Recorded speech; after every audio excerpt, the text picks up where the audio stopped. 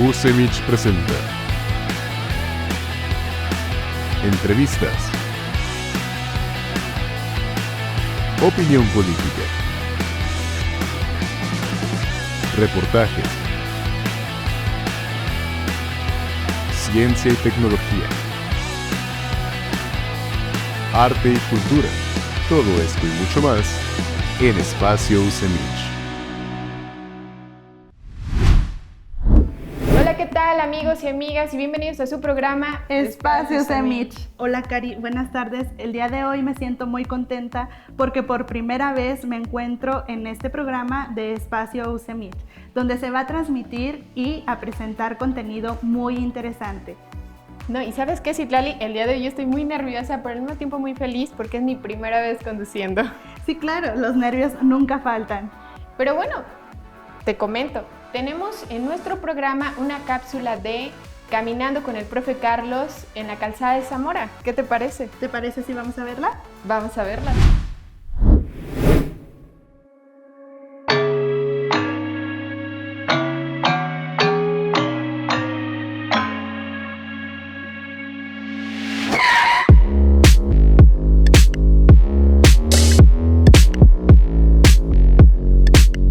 Hola, ¿qué tal? Comunidad Espacio UCEMICH que nos sigue a través de la tele del sistema y también por YouTube. Hoy nos encontramos en una nueva cápsula llamada Caminando con el Profe Carlos y estamos en la ciudad de Zamora, donde vamos a recorrer uno de los lugares más emblemáticos de esta ciudad. Se trata del parque lineal conocido como La Calzada. Acompáñenme a conocerlo.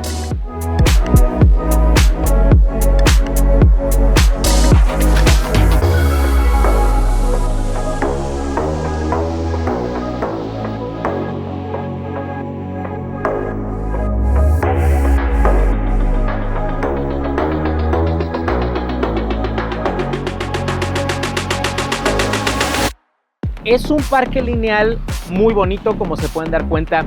Hay muchos árboles, hay unas sombras muy padres como para venir a caminar, a trotar, a pasear con la pareja, con los amigos, con la familia. Pero una de las peculiaridades de este parque lineal es que conecta a la ciudad de Zamora con la vecina ciudad de Jacona. Es decir, caminando precisamente por este parque lineal, podemos transitar entre Zamora y Jacona sin ningún problema. Cabe mencionar que este camino es un poquito antiguo. De hecho, se dice que empezó como una construcción formal de esta calzada hacia el año de 1824 para conectar un flujo de personas, mercancías y productos que ya se empezaban a mover desde aquella época. Y se dice que una segunda fase de esta construcción, para que quedara todavía mejor, se dio en el año de 1865. Es decir, este camino ha sido recorrido pues ya prácticamente desde hace más de 200 años por muchas generaciones de personas de Zamora y de Jacona. Y otro dato interesante es que por ese trayecto, que actualmente es completamente peatonal y para ciclistas, en algún momento de la historia llegó a circular un tranvía de mulitas, es decir, como una especie de trenecito, pero que no era movido ni por carbón ni por energía eléctrica, sino pues por unas mulitas. Se dice que este tranvía circulaba cada media hora de Zamora hacia Jacona, de Jacona hacia Zamora.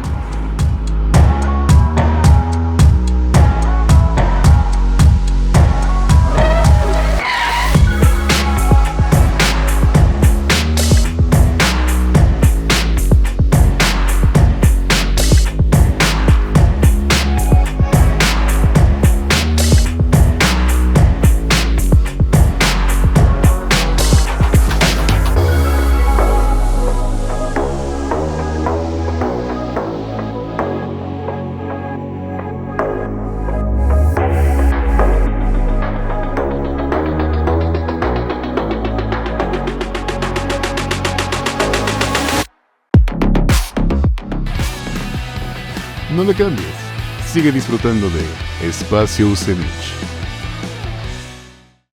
Continuamos con más Espacio UCEMICH.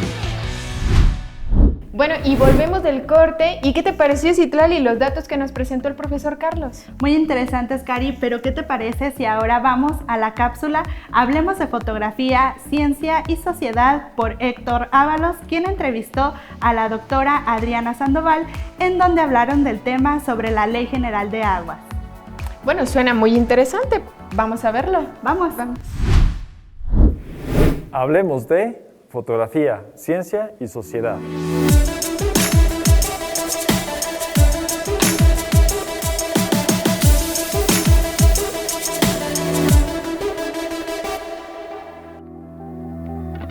Bien, bienvenidos sean todos a Fotografía, Ciencia y Sociedad, una vez más, en esta ocasión con una tremenda invitada, la doctora Adriana Sandoval.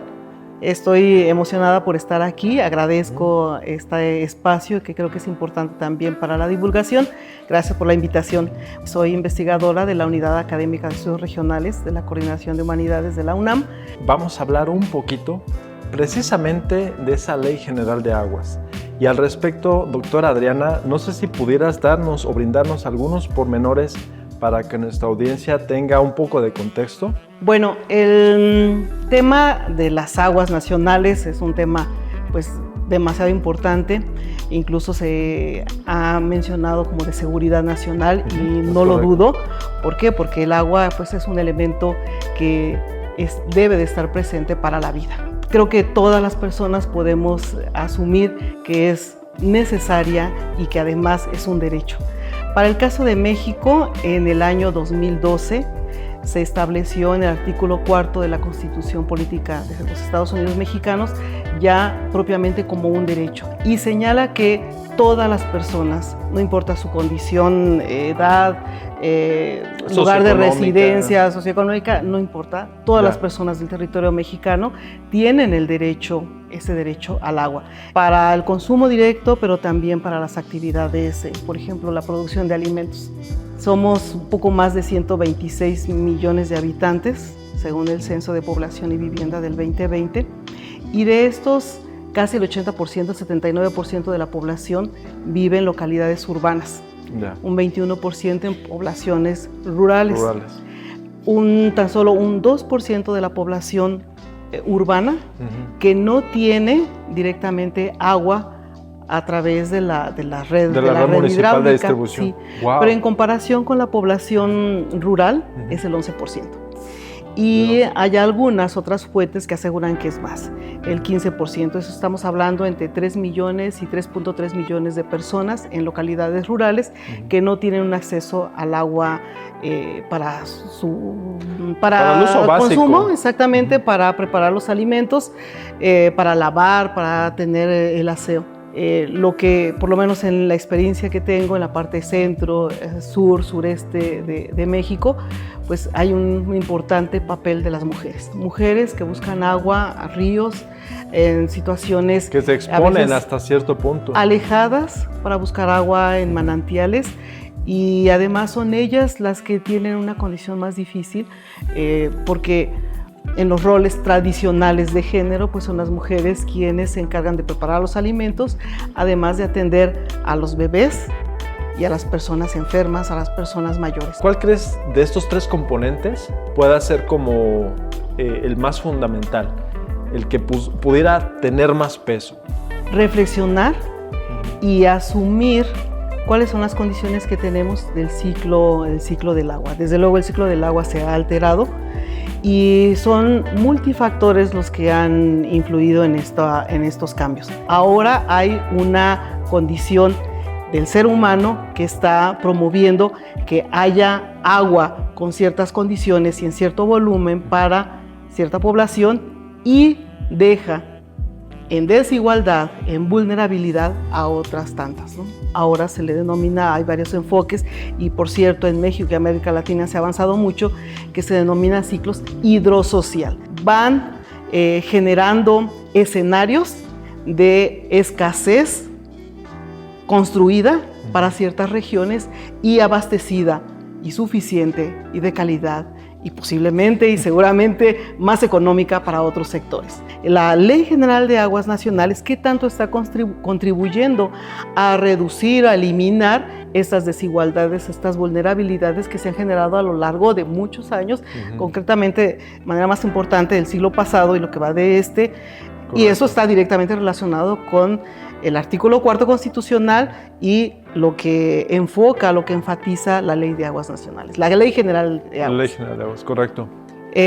Para el tema de las concesiones, en la Ley de Aguas Nacionales del 2004, que venía anteriormente, se fomentaba o tenía la apertura para que las concesiones, que es ese registro que haces de manera formal, tú podrías establecer un vínculo, una relación de compra-venta, una relación económica con otra persona que esté interesada y simple y sencillamente transferías esos derechos de agua o un volumen, ya sea de manera formal o de manera informal. Ahora se elimina el tema de las concesiones en cuanto a transmisiones. Ya no se puede hacer.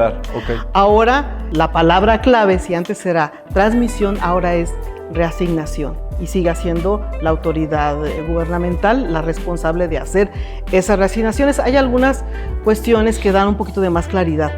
Y ahora en la ley, bueno, no, que antes no existía, sí estaba también señalado, pero ahora hay un énfasis en que debe haber saneamiento. Todos tenemos derecho al saneamiento de las aguas residuales. A mí no me corresponde ni sacar, mucho menos sanear las aguas residuales de los municipios, sino tendría que ser una colaboración. Otro tema muy, muy importante tiene que ver con la pérdida de agua por la infraestructura obsoleta, vieja, destruida, ¿no? A nivel nacional se dice que más del 40% del agua que debería llegar a las viviendas, a las casas, a sus destinos, por la infraestructura está obsoleta y se está perdiendo. Se desperdicia, sí. Exactamente, se desperdicia. Entonces ese tema también tiene que ver con financiamiento, tiene que ver con planeación, tiene que ver con infraestructura. La energía y además del presupuesto que es para conducción, pues no está siendo desde ese punto de vista rentable o eficiente. Hay debilidades también de medición. Aquí no tenemos, por ejemplo, un sistema de medición. Tenemos el distrito de riego, tenemos los municipios, pero la verdad no hay un sistema de medición. Eso significa que no tenemos de manera exacta cuánta agua se está extrayendo, por ejemplo, de los pozos, cuánta agua se está usando, por ejemplo, para fines domésticos. Así es, o para las industrias. Hay una exigencia para que la nueva infraestructura ahora contemplen la captación de agua de lluvia. Oh, wow. Entonces ya está legal. Antes decíamos, bueno, es deseable, se recomienda, incluso en proyectos sustentables, pues bueno, se promovía, pero ahora ya está establecido en la ley. Ahora esta ley general da un reconocimiento a los comités comunitarios de agua. Y esto para mí es muy importante porque ya teníamos años que no se le daba este reconocimiento a los comités de agua, a pesar de que una gran parte de los comités, principalmente rurales en México, están con las responsabilidades de distribución, de captación, de distribución y además dar una ampliación del servicio a las zonas nuevas que están creciendo en las localidades, ya sea urbanas, semiurbanas o rurales. Bueno, doctora Adriana, pues insisto que haya otra oportunidad de contar contigo, si tu agenda si te lo permite y hay estas buenas condiciones. No me queda más que agradecerte. Querida audiencia, pues aquí concluimos. Para mí también fue un placer. Disfruto mucho de este tipo de trabajo con los invitados, gente que está con nosotros y que pues siempre podemos aprender de ellos. Cuídense mucho, cuidemos de nuestra agua, informémonos y adelante. Nos vemos. Sigue con nosotros en Espacio UCEMIC. Continuamos con más Espacio UCEMIC. Bueno, y estamos por terminar nuestro programa, Citlali, el día de hoy. ¿Qué te pareció? Así es, demasiado interesante, pero ¿qué te parece si para finalizar arrancamos con la cápsula La Trinchera con Javier Rosiles, en donde entrevistó a jóvenes sobre la importancia de la participación en la política? Bueno, pues suena muy interesante. Vamos a verlo. Vamos.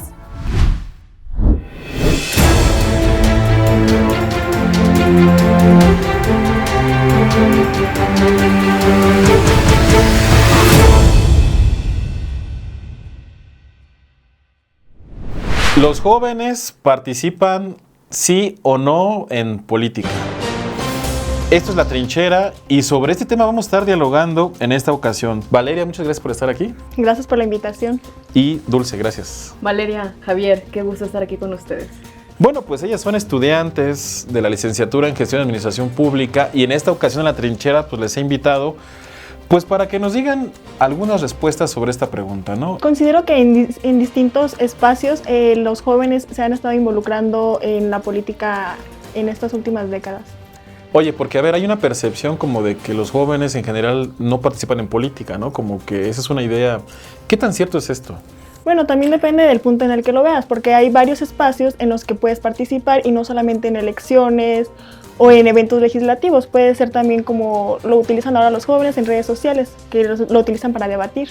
Bueno, eso es cierto, ¿no? O sea, hay que hablar de que, para entender un poco, pues, qué es participar en política, digamos, ¿no? Pero a ver, te planteo la misma pregunta, Dulce, para ir empezando. Bueno, ¿los jóvenes están dentro de cargos públicos o los jóvenes participan en las elecciones?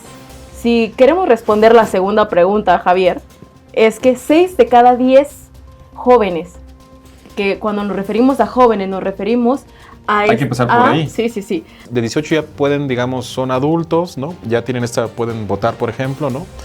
También los adolescentes pudieran ser considerados como jóvenes, quizá también puedan participar, pero digamos, entre 18 y 29 años, ¿no? Sí, claro. Bueno, cuando estamos hablando de las elecciones, ¿no? Cierto. Entonces, estos pues están dentro del padrón electoral y ahora el padrón electoral fue de 89 millones ahora en las pasadas elecciones que tuvimos en 2024. Sí.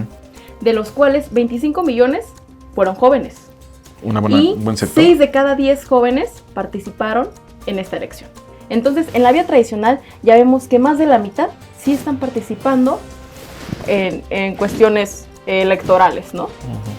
Sí, pero es cierto lo que dices tú, o sea, la participación política no se reduce a las elecciones, es apenas una pequeña parte, ¿no, Valeria? Exactamente. Sí, claro, porque también existen los movimientos sociales, que es en donde los jóvenes muestran mayor interés en participación. Pero ahora es interesante, o sea, tenemos por un lado, digamos, la participación electoral. Ahí yo lo que veo es que de pronto uno no alcanza a ver como muchos jóvenes que les den esta como, digamos, confianza para cubrir cargos públicos importantes, ¿no? Es decir, sí hay como un discurso, ¿no? En el que se dice, bueno, pues que los jóvenes participan y veo muchas fotos de políticos y políticas, con todo respeto, pues con ya cierta experiencia, acompañados de jóvenes, pero cuando yo reviso, digamos, los cargos, ¿no? O son cargos como de rangos medios, ¿no? Pero como que, ¿en qué medida sí se les está dando la confianza a los jóvenes? O que llenan cuotas, ¿no? También eso. Porque justo nos encontramos en un sistema político adultocentrista, ¿no? Sí. En la que la mayoría de cargos, la mayoría de decisiones son tomadas por adultos, ¿no? Entonces, bueno, los jóvenes contemporáneos que vienen a representar esta parte disruptiva, ¿no? De que, ejemplo, bueno, ya vimos que no tenemos los espacios, ¿no? O no tenemos los recursos. Bueno, ¿cómo podemos participar? El activismo digital. O otro tipo de foros, de ejemplo, vemos muchísimos foros ya también en los que están participando los jóvenes, otras formas de dialogar. Y bueno, también a veces escuchamos el típico argumento de los políticos, es que los jóvenes no quieren participar en política. ¿Es eso o que no sabes comunicarte con los jóvenes? A ver, pero eso es interesante. ¿Dices tú que es un típico argumento? O sea, ¿tú dirías que es falso? Típico argumento no quiere decir que sea falso ni que sea verdadero, ¿no? Eso hay que entenderlo. Hay que entender que no podemos generalizar. Okay. Sino que hay que segmentar, ¿no? ¿Por qué no quieren? O sea, si no participan, ¿por qué no quieren participar? O sea, claramente hay cierto sector de jóvenes que no quiere participar y no le interesa, digamos, ¿no? Pero hay otro sector que sí le interesa, me imagino, Valeria, ¿o no? Sí, claro. Igual también hay que analizar los factores que son multifacéticos por los cuales los jóvenes no participan. ¿Cuáles dirías tú? ¿Por qué no Por crees ejemplo, que participan? cultura política. Si vives en un país, por ejemplo, en el que se percibe mucha corrupción o ineficiencia de las instituciones, pues eso también puede desanimar a los jóvenes a introducirse en el ámbito político. Oye, eso está interesante. A ver, ¿los jóvenes no participan porque tienen esa sensación de que hay mucha corrupción? probablemente podría ser una de las muchas razones, ¿no? La desconfianza en las instituciones. Porque, a ver, ustedes son jóvenes, ¿no? Por eso las invitamos aquí y además son mujeres, ¿no? Sí, claro. En su ámbito, digamos, ¿qué tanto los jóvenes realmente están comprometidos con participar en la política? ¿O en qué medida están generando otros mecanismos? Porque también pueden hacer eso, ¿no? Es decir, uno que ya en esta idea adultocentrista, yo quizá estoy en esa parte, pues uno se imagina o uno quisiera a lo mejor que quisieran participar sobre mecanismos o vías tradicionales, ¿no? Pero a lo mejor ustedes están generando otro tipo de alternativas. ¿Existen o no esas alternativas? No, claro que existen, ¿no? Y ejemplo, cuando hablamos de política, no solamente estábamos hablando justo de ocupar espacios en el Parlamento, de ocupar puestos ejecutivos, sino que va más allá, ¿no? ¿Y a qué me refiero con esto? A que sí hemos creado otros mecanismos de participación, porque, ejemplo, hacemos política de muchas formas, porque la política son asuntos públicos. Entonces hay diversas formas. Bueno, uno de los claros ejemplos de cómo los jóvenes participan en diversas trincheras podría ser las protestas estudiantiles, los movimientos con respecto al medio ambiente, al feminismo, a otros temas que están en la agenda y que suman a las agendas de desarrollo, a las agendas nacionales. Pero a ver, desde su trinchera, digamos, desde donde ustedes están ubicadas, ¿no? ¿Los jóvenes están generando otros mecanismos para participar? O sea, ¿dónde tendríamos que voltear los adultos para ver esos mecanismos, esas maneras? Bueno, yo considero que uno de los mecanismos que utilizan es, como lo mencionaba mi compañera, las marchas y estos movimientos sociales se empiezan a involucrar en ello y a alzar la voz y manifestar las necesidades que los jóvenes necesitan o que tienen, perdón. ¿Qué se necesita, digamos, para que un joven se active, si me permiten el verbo? Yo creo que todas y todos, jóvenes, adultos, niñas, niños, nos encontramos de cierta forma activos en la política, ¿no? El grado en que estemos activos, eso creo que es la diferencia, ¿no? La intensidad, digamos. La intensidad, ¿no? Creo que debe de ser un conjunto de diversas condiciones. Es decir, porque todo lo que está a nuestro alrededor nos afecta. Los jóvenes estamos en esta búsqueda de las mejores condiciones, ¿no? Con los diversos intereses que tengamos, ¿no? Entonces creo que un espacio de decisión o a lo mejor de consenso o de aportar ideas. O sea, ¿los jóvenes se sienten representados, sí o no, con sus autoridades electas? Bueno, es que aquí el reto es que, No, sí o no. Bueno, es que vamos por partes, ¿no? El reto es que... No digamos nombres, pero a ver, Valeria, ¿los jóvenes en general se sienten representados por quienes hoy ocupan cargos públicos? No. No. ¿Tú? No necesariamente tendríamos que sentirnos representados. ¿Por qué? Porque... Pero tú votas por ellos, ¿no? Porque representan las mayorías. Entonces, las mayorías no solo están compuestas por los jóvenes. Y ese no es un problema, digamos, que representan a las mayorías y los jóvenes pues son parte de esa mayoría y en esa mayoría pues se pierden, porque los jóvenes tienen intereses como muy específicos, digamos, ¿no? Sí, claro. No, bueno, específicos y otros más generalizados, ¿no? Pues ustedes como jóvenes no se sienten como perdidos en esa mayoría que dices tú, o sea, representan a la mayoría y pues los jóvenes ahí están. Y es por eso que vienen estas cuotas, que vienen a cambiar esos cuotas. Mecanismos, ¿no? Si no hubiera esas cuotas, nadie los va a integrar. Exactamente, así como con la diversidad sexual, con las mujeres, ¿no? O sea, que pasamos, por ejemplo, en el caso de las mujeres, que pasamos de las simples cuotas de género a la paridad parlamentaria. Pero a ver, Valeria, desde tu trinchera, ¿los jóvenes están listos para ser considerados en política, sí o no? Sí. ¿Por qué sí? Los jóvenes se interesan por lo que pasa, porque la política es parte de nuestra vida cotidiana. ¿Sí se interesan? Claro, porque las decisiones que los actores políticos toman nos afectan a todos. Porque desde una visión adultocentrista, como dices tú, pues da la impresión de que ellos están metidos en sus mundos, muchos de ellos virtuales, videojuegos, redes sociales, y pareciera que no están interesados en lo que ocurre en la parte política. Dices tú que sí están interesados. Sí. ¿Dónde lo podemos ver eso? Porque quizá a lo mejor uno ve como la generalidad, ¿no? Pero a lo mejor Mira, en el Javier, día a es muy día, fácil. ¿no? En el día a día a lo mejor Los jóvenes sí, ¿no? representamos la tercera parte de la población de México. Sí, claro. Y somos más de 120 millones de mexicanos, ¿no? Cierto. Entonces, si la gran mayoría no representa a esa tercera parte, o sea, ¿cómo se van a ver expuestas nuestras necesidades? ¿O cómo se van a resarcir los problemas que tenemos en las juventudes, no? Entonces, claro que nos interesa, claro que hay diversas intensidades y claro que hay un sistema de creencias, a lo mejor, y de cultura política que han apaciguado a los jóvenes, pero es por eso que nos podemos ver en diversos mecanismos. Ahora, les pregunto, los jóvenes evidentemente no tienen experiencia. ¿qué le pueden aportar a la política? Porque obviamente la experiencia no tienen, es natural, digamos, ¿no?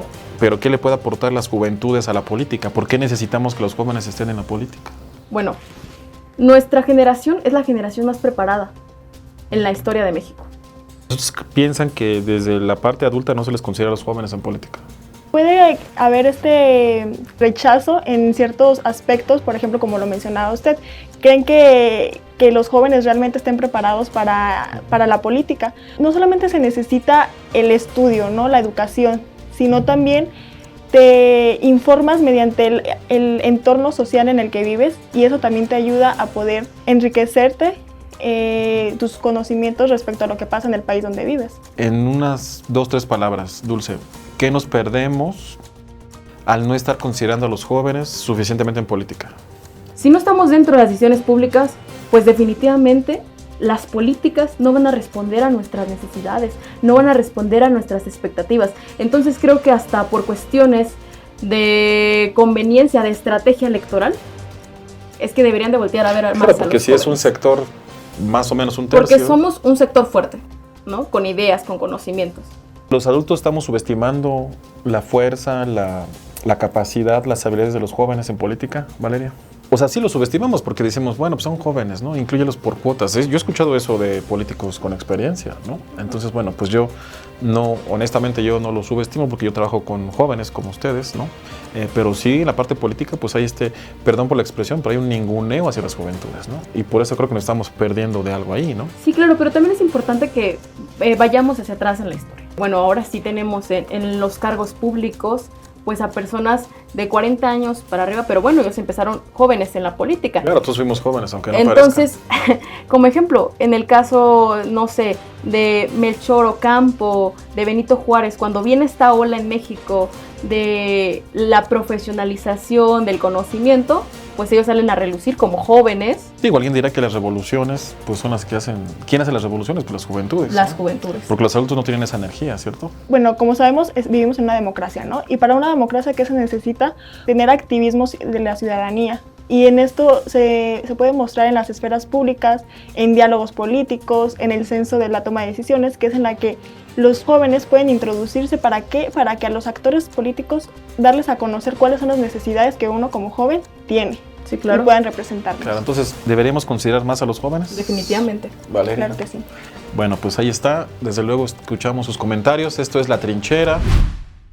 Con esto terminamos nuestro programa del día de hoy, pero no te olvides de sintonizarnos la siguiente semana a la misma hora y por el mismo canal. Y tampoco te olvides de seguirnos en nuestras redes sociales que aparecen en pantalla.